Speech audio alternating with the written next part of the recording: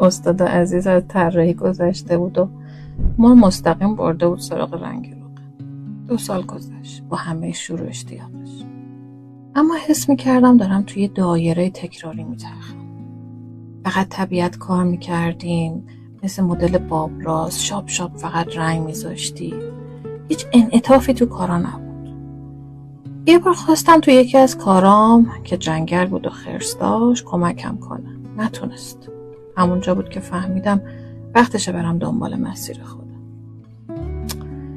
با یکی از دوستام رفتیم سراغ کلاس جدید.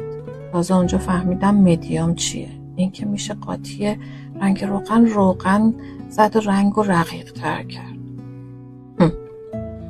بعد از اون دونه دونه تکنیکا رو تجربه کردم. پاستل، رنگ روغن، سیاه قلم، مداد رنگی، آب رنگ، هر کدومشون برام یه زبان تازه بودن.